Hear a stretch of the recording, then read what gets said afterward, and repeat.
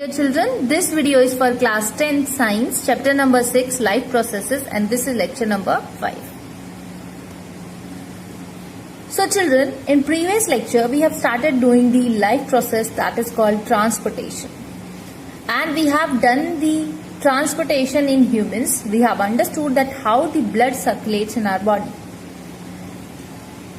Now we are going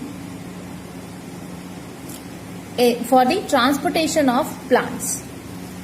Before that, there are some smaller topics which are left in the transportation in humans. That is, I would like to explain you the double circulation, which is important one, that's why. And the another topic is lymphatic system.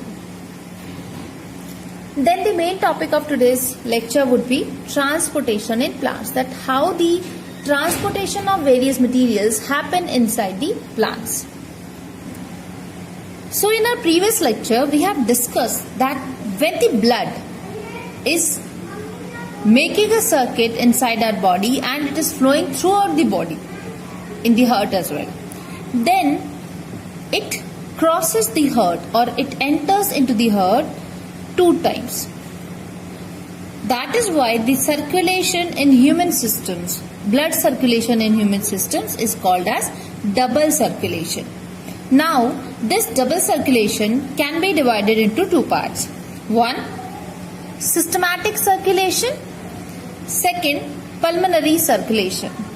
So, we all know that heart is having 2 parts of it. In one part, it has the oxygenated blood and in another, it has the deoxygenated blood. So, let me tell you that if this is our heart having the 4 chambers and this is the lung. So what happens that the oxygenated blood comes from lung into the left atrium. It goes like this. Then it goes to the aorta and then to the body parts. This is a one-time entry and one-time exit of the blood into the heart. Then again, after exchanging the nutrients, oxygen throughout the body, what it does, that it again comes to, after passing through the bodies, now with the help of veins, it comes back into the right atrium or right auricle. Then it goes to the right ventricle and from here it goes to the pulmonary artery, and pulmonary artery, with the help of pulmonary artery, it goes to the lungs again. So now this is the place where it has reached after completing one complete cycle, and in this one cycle it has entered the heart twice. So that means this kind of circulation is called as double circulation. Now just notice one thing here, that when the blood enters the heart first time, then it fulfills the demands of the whole body or all the cells present inside our body, because they need the oxygen from blood. And this half cycle provides that sufficient amount of oxygen to the all blood cells, all the tissue cells of our body. So it is actually the main circulation of the blood, which is the flow of oxygenated blood. So oxygenated blood is the main requirement. So oxygenated blood circulation is called the systematic circulation.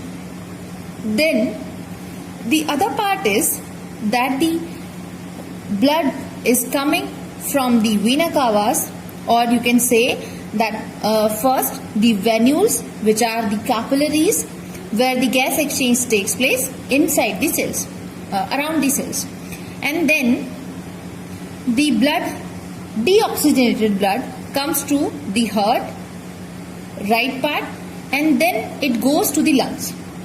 So this half cycle of the blood When it enters into the heart, then it goes back to the lungs.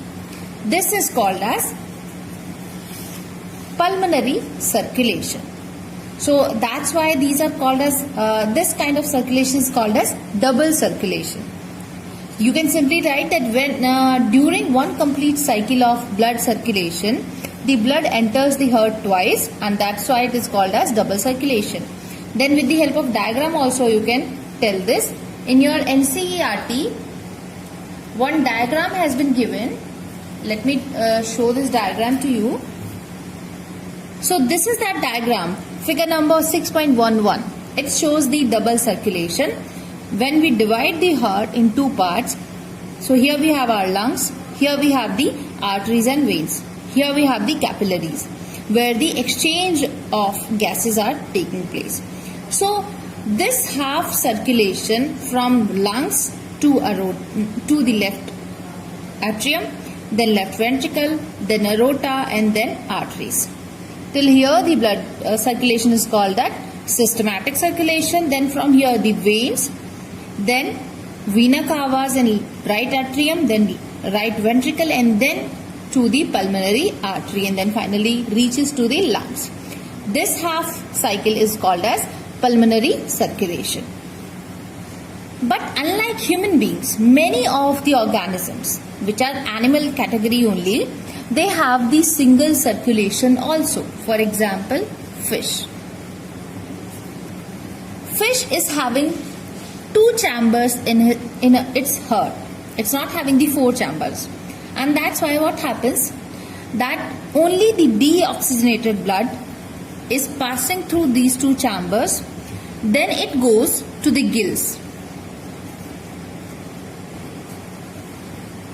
Here it gets oxygenated, and from here itself it goes to all other body parts of the fish. So it is not entering into the heart again, and that's why this kind of circulation is called as single circulation. So let's talk about the differences in single circulation and double circulation. So we all know that single circulation happens in different kinds of organisms, for example, fishes. And the double circulation happens in most of the kind of animals, like all the mammals. In it, humans are also included, many of the amphibians. So in these kind of organisms, double circulation happens. Then we have that you can take one difference as the definition, that here one blood enters the heart only once, here blood enters the heart twice in one cycle. Then we have here, because we see that the gills of the fishes, they directly give the oxygenated blood to the all body parts. Here we should make a correction that from here oxygenated blood is not going to the whole parts of the body. It's actually only going wherever oxygen is needed.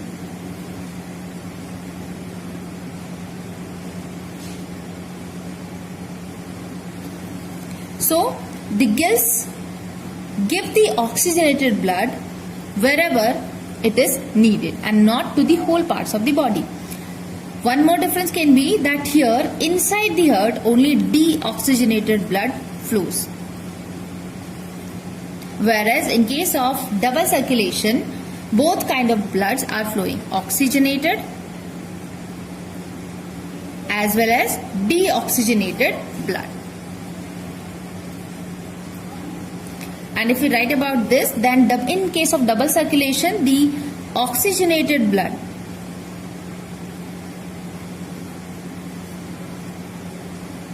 goes to all the parts of the body.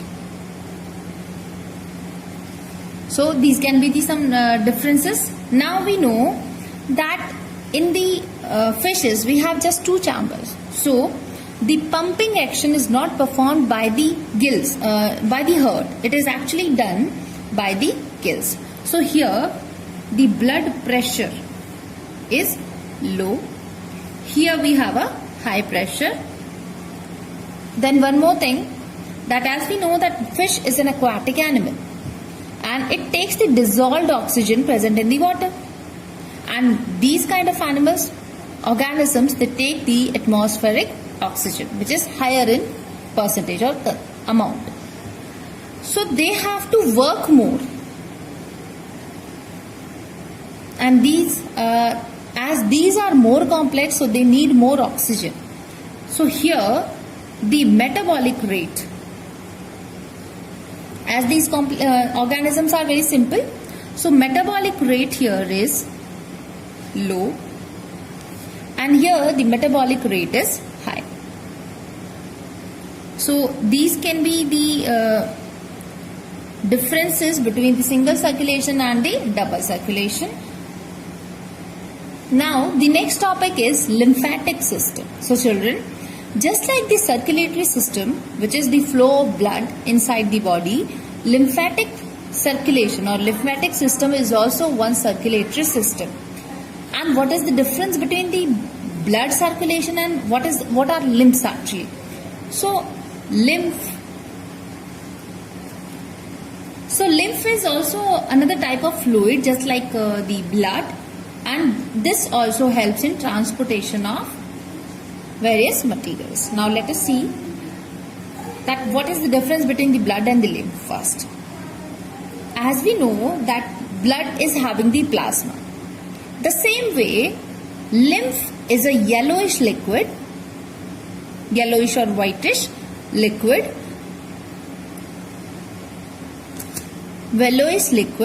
which contain,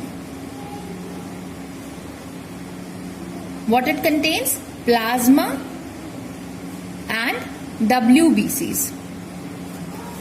Now you might have thought that many a times when the transportation of blood is going on, so many a times because of the pores present in the walls of the intercellular spaces, like we have the capillaries, which are the small tube-like structures, they also have the pores in their walls. So what happens that through these pores, some plasma, because plasma is the liquid content of the blood, so plasma, some proteins and some blood cells. Which blood cells? WBCs. They enter into the intercellular space. What is intercellular space? The space inside the cells. So through these pores present in the capillaries, the plasma, proteins and blood cells, they escape from the pores and they enter into the intercellular space. And this fluid which enters into the cells is called as lymph. And I told you that this only contains the white blood cells, so it is not having the red color, and that's why it is called as yellowish or whitish in color. So it is not having the RBCs in it, but it has the WBCs in it. So what will be its functions? So as we all know that functions are only dependent on the type of the material by which it is composed of. So lymphatic system or the lymph is made up of WBCs. So WBCs are known to fight against the infections. So the lymph or lymphatic system is responsible for our immune system as well. Now, one function of the lymph or lymphatic system is to transport the digested fat throughout the body. So just like our arteries and veins, lymphatic system is also a tubular system which is having the tubular structure throughout the body, and these tubes, wherever the tubes are ending in the body part, then at that end they are closed and they are whitish in color, or you can say that they are not either red or blue, because they carry plasma, proteins and the white blood cells only. So no particular color is given to the lymphatic vessels. Now, one more function it performs, and it is very important, that it absorbs excess fluid from extracellular space and gives back to the blood. Just understand this thing, that in a cell there are many of the things which cells absorb from the blood. Now there might be some of the material, some of the nutrients or some kind of gases present here, or some kind of minerals which are here but not needed by the cell. Now this lymph which is present inside the cell space, what it does, it absorbs those nutrients from the cell and it gives back all these materials which are not needed by the cell back to the blood. So this way it is helping out to absorb the excess fluid and the minerals and nutrients, and it gives back to the blood. So this is also very helpful. So this is what our lymphatic system is. Now let us talk about the transportation in plants. So you might be thinking that plants, they are a kind of different organisms, that they be at a place, they do not move at anywhere, they do not make the activities like us. Then is the transportation happening inside the plants? Yes, for sure. You might be knowing that because the plants are autotrophs, the green plants are autotrophs in nature. So they make their own food with the help of carbon dioxide, water. They also take the light, and in the presence of chlorophyll they make the glucose or the carbohydrates. So don't you think that these raw materials have been taken from the surroundings? For sure, because carbon dioxide has been taken out, absorbed, or it gets diffused into the leaves of the plant.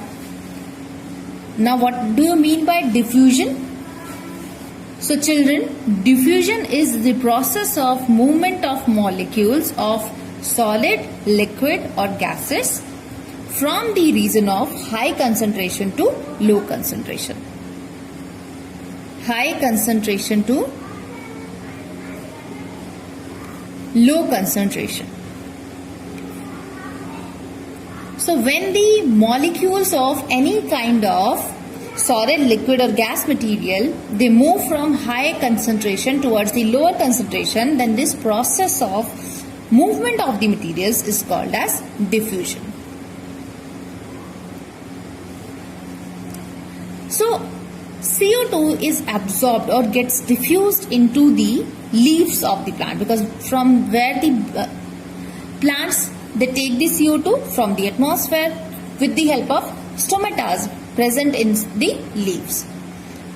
And we know that what are the stomata? Stomata are simple pores or very tiny pores on the leaf surface. It can be on the upper surface as well. It can be on the lower surface. It depends on finally, diffusion is helping out in taking the CO2 in. And the food has to be made in the leaves only. So with the help of diffusion, the plants are absorbing the carbon dioxide. Then from where this water is coming? Because water is present in the near the roots of the plant. So one is CO2 that has to be transported in the plants. Another gas is oxygen, which has to be transported in the plants, because O2, oxygen, is the byproduct of the photosynthesis and it has to be transported outside the plants. So there is a need of transporting these gases. Then we need, for the photosynthesis itself, we need water as well. Along with that, for the growth of the trees, we need minerals. Now we know that water and minerals like phosphorus, potassium, zinc, sodium, nitrogen, or there can be many more, but these kind of minerals are present in the soil, and water is also in the soil. That means the water and the minerals, they are found in the roots of the tree, but they have to be utilized in the leaves of the tree for the photosynthesis. So there is a need to transport water and minerals as well. Then one more thing is there, that if food is prepared by the plants with the help of photosynthesis process, then plants, they do not store the food in the leaves itself. Many times it happens that they store the food in the roots. Sometimes they store the fruit in the form of fruits, or sometimes they store the food as the stem. So we can have the examples like potato, fruits, any example you can take, then roots, radish, carrot, then sweet potato. All these are the examples of the food present in the form of roots. So that means there is a need to transport the food from the leaves to the roots, fruits and stems. So these are the things which are needed to be transported. Here, energy transportation is not the main thing, because the activities of the trees are very less. So as they are very less active, or they are not making any kind of physical activity of moving one place to another place, so their energy requirements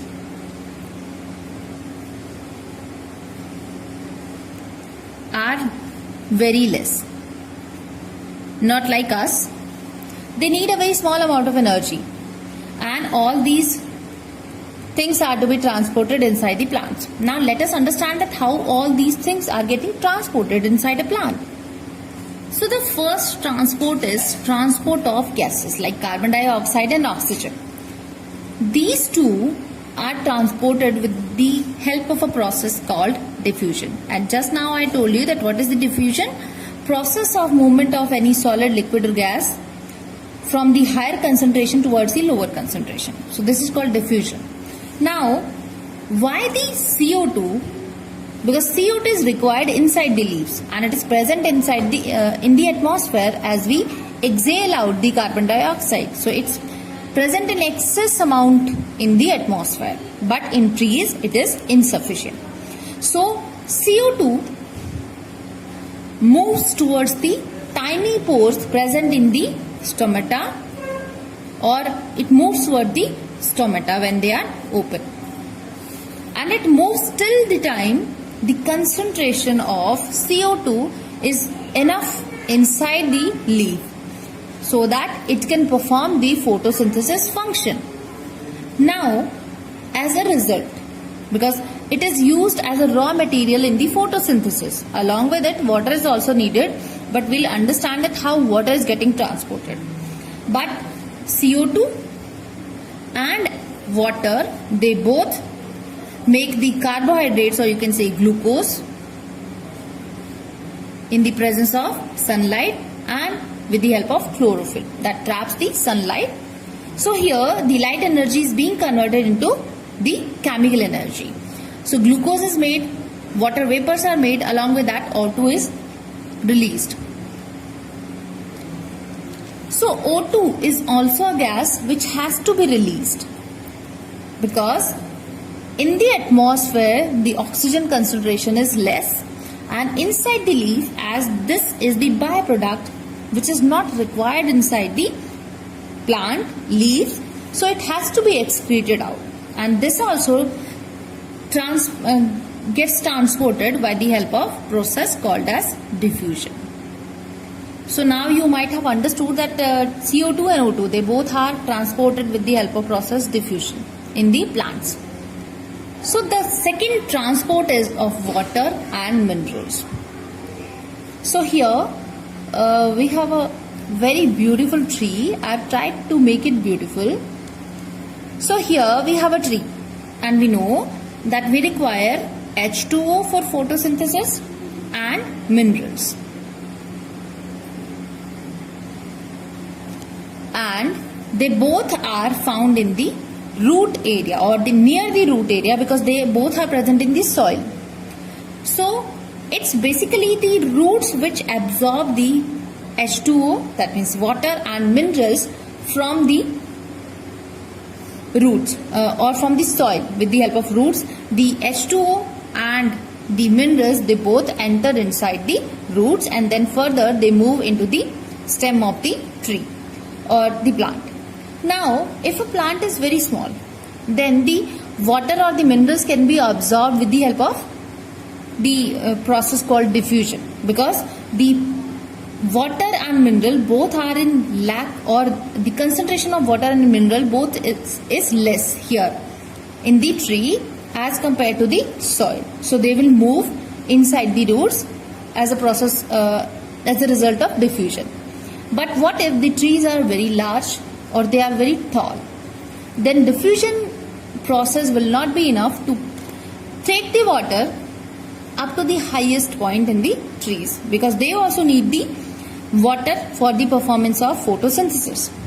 Now, what is that process which transfers or which transports the oxygen, this water and minerals, both the things, to the tip of the trees? This process is called as transpiration. So, by which process the water and the minerals are getting transported? By the process of transpiration. Now, you might be aware of the two parts called xylem and phloem. So, this part is the phloem part, and the leaves, as we have seen the cross section of a leaf, when we cut it here, then we find that there are tube kind of structures. So, here we'll find the xylem in the leaves. So it is the main function of the xylem to transport the water and the minerals. And the phloem is doing some other work. We'll understand it later. That phloem is used to transport the food inside the plants. We'll talk about it later, but let us understand the process of transpiration. So children, just understand this thing, that water and minerals which are dissolved in the water will not get diffused in the tree or the plant until and unless we create a suction. What is suction?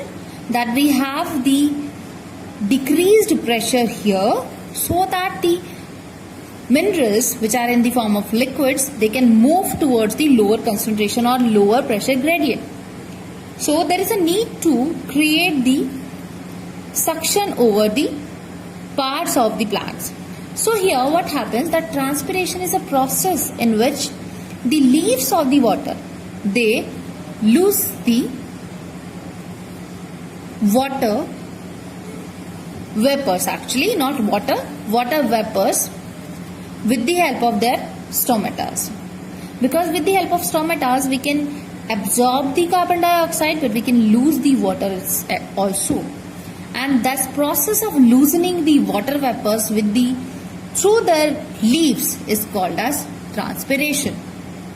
So when it is done, that the leaves are losing up the concentration of water, only then it will be happening that the water which is having the minerals dissolved in it will move with the effect of the suction inside the plant. So here we are creating a suction in the plant so that the water can be transported till the tip of the trees.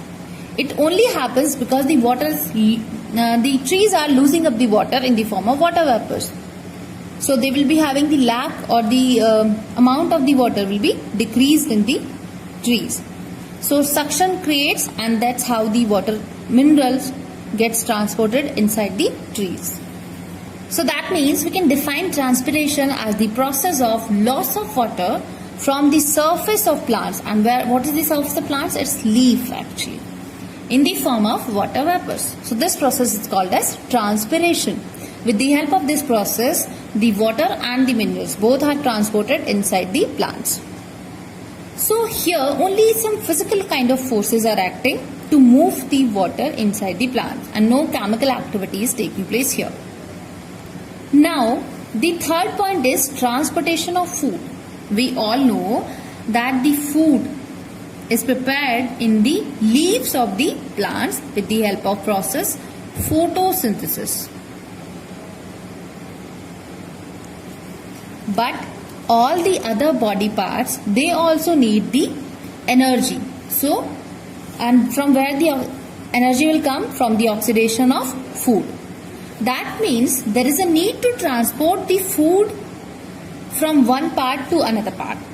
This is the one reason that why transport of food is required. Another reason is that food has to be stored somewhere. It cannot be stored in the leaves.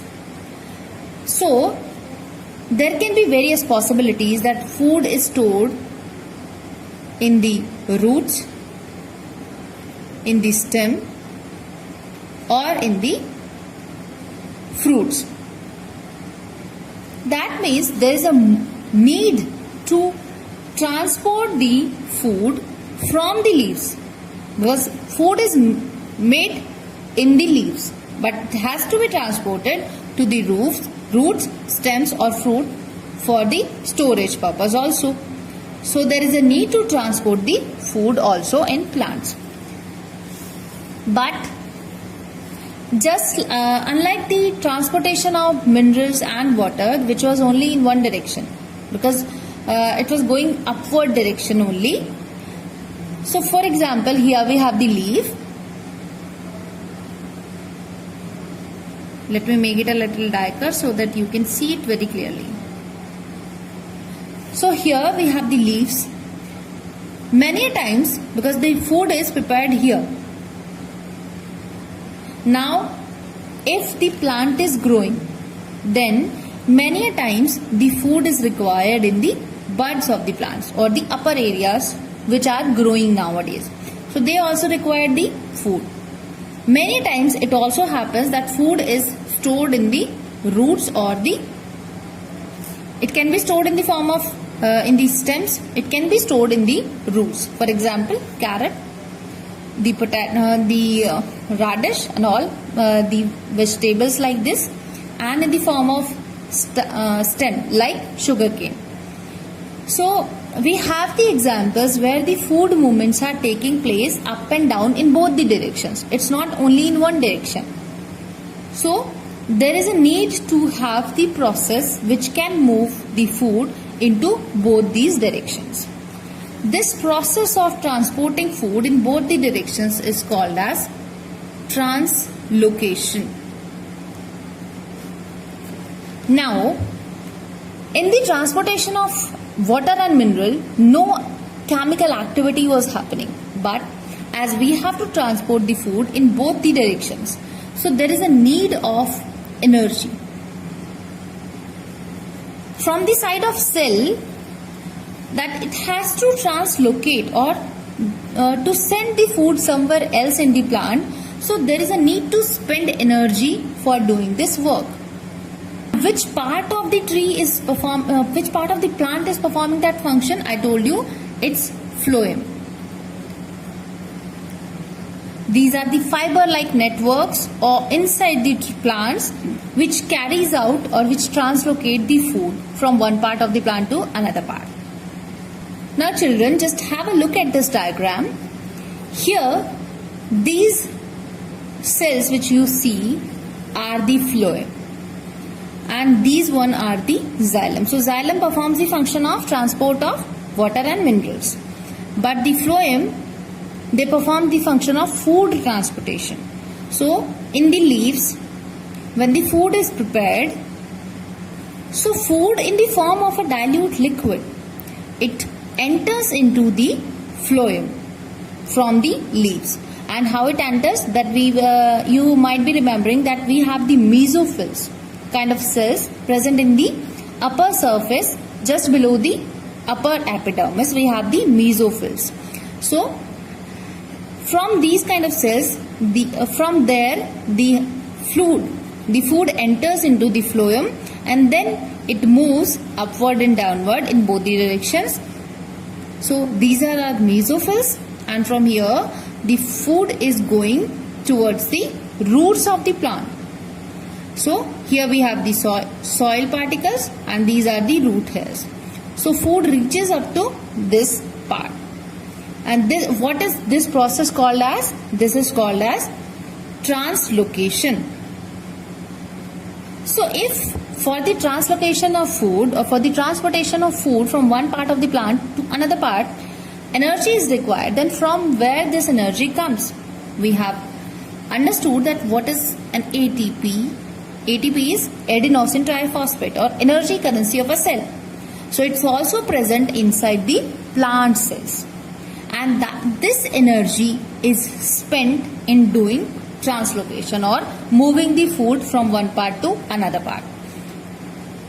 The food reaches into the phloem by spending the energy of the plant cells, and then it moves upward and downward both the directions wherever it is required with the help of the process called translocation. So this is how all the materials, food, water, minerals and the gases like carbon dioxide and oxygen gets transported in the trees, in the plants. So this was all about the transportation. We have finished one more life process, that is transportation. Now in the next lecture we will be doing the excretion, which is another life process, and that will be the end of the chapter. So in the next lecture we are going to end up the chapter. Till then, just read all these things carefully, make the proper notes of the video lecture and mark your doubts and ask me in the online class. In the online class also we will discuss the homework solution of previous lecture. Now let us see today's homework. You have 3 questions of in-text questions of page number 110. First question for you is, what are the components of the transport system in a highly organized plant? Question number 2 for you is, how are water and mineral transported in the plants? Question number 3 for you is, how is food transported in plants? So basically you have to explain the transpiration here and the translocation here in the answer of the third question. Okay, so do all these questions. Thank you.